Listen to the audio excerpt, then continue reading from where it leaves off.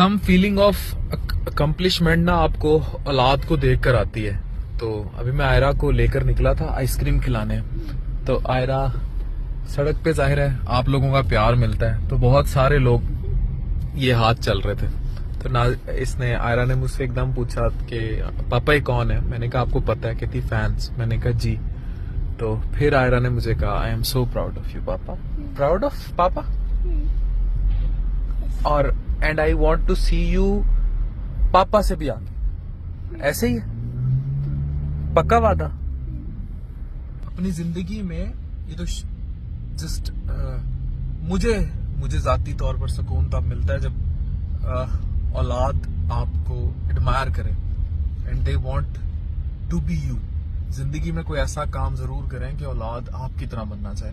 मैं ये नहीं कह रहा कि I am the most successful या बहुत कामयाब। I am still a struggler.